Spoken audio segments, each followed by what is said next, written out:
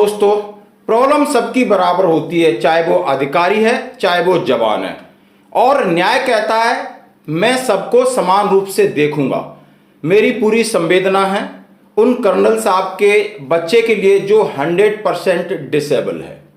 आइए दोस्तों, कल की न्यूज है जिसमें बॉम्बे हाई कोर्ट ने कर्नल साहब को फटकार लगाई कि सहानुभूति पर मैं कोई निर्णय नहीं दे सकता।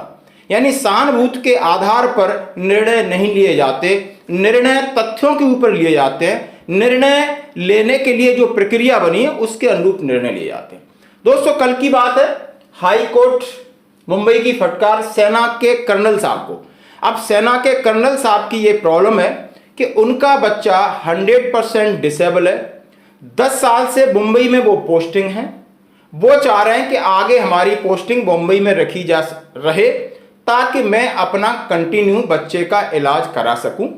इस सहानुभूति पर रिट पिटीशन दायर किया उन्होंने मुंबई हाई कोर्ट में।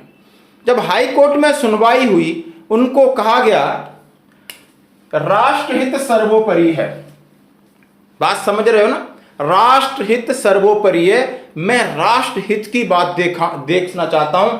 सहानुभूति से न्याय नहीं मिलेगा क्योंकि सेना में कई लोगों की ऐसी समस्याएं हैं, चाहे वो अधिकारी हैं, चाहे वो जेसीयू हैं, चाहे जवान हैं। उनके घरों में उनके बच्चे डिसेबल हैं, इनफर्टिलिटी की प्रॉब्लम्स हैं, पेरेंट्स की प्रॉब्लम है, बहुत सारे हैं जो उनकी वाइफ हैं, बहुत सारे रोगों से जूझ रही हैं। जवान को समझ में नहीं आता है मैं नौकरी करूं तो करूं कैसे, नौकरी करूं तो फिर ड्यूटी कैसे करूं। बहुत सारी समस्याएं जो हमने आपने देखी हैं और देख रहे हैं। दोस्तों, आप ऑलरेडी 10 साल से बॉम्बे में पोस्टेड हो। कई लोग इंतजार कर रहे हैं। हर आदमी का पोस्टिंग का टेन्योर होता है, फील्ड से पीस, हाईएलटी से कहीं, और इस कमांड वाइज भी होता है। तो बहुत सारे लोग इंतजार कर रहे हैं और सबका हक है और सबके साथ प्रॉब्लम है। ये आपकी मानवीय प्रॉब्लम है। इसका कारण ये नहीं हो सकता कि मैं दूसरों का हक आपको दे दूं। बहुत अच्छा है। हजारों जवानों के साथ इस तरह की प्रॉब्लम होती है। सहानुभूति फैसले का आधार नहीं। यानी उन्होंने कहा कि नहीं, आप एक जिम्मेदार रैंक के ऊपर हैं, कर्नल साहब हैं, आपको सहानुभूति नहीं देखनी पड़ेगी। बच्चा 15 साल से कम उम्र का था, आप ज्यादा का हो गया है। आप अपनी नौकरी करिए और इसकी और व्यवस्था करिए। दोस्तों, बात सवाल मेरा ये है, ये कर्नल साहब थे, वहां तक पहुंचे, बहुत सारा टाइम रह लिया। क्या ऐसी समस्याएं जवानों जेसीयू के साथ नहीं होती हैं?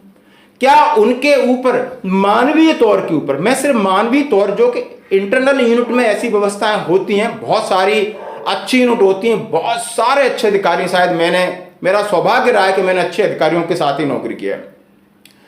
इनफर्टिलिटी के लिए आरआर में अटैचमेंट हो 2 साल 3 साल, पेरेंट्स के इलाज के लिए एडिशनल छुट्टी के अलावा उनका अटैचमेंट किया गया है। बहुत सारे काम शायद हमारे सपोर्टिंग के द्वारा हुए। मैं नहीं कह सकता कि मैं बहुत छोटा इंसान हूं, बट जो भी सेना या मेरी यूनिट में जो भी मुझे कर्नल साहब मिले, उन्होंने मानवीय आधार पर बहुत सारे अच्छे फैसले लिए लोगों के हित में, और वो आज भी लोग उन्हें याद करते हैं। तो आपके पास ये विशेष अधिकार है, आप लोगों के लिए यूज करिए।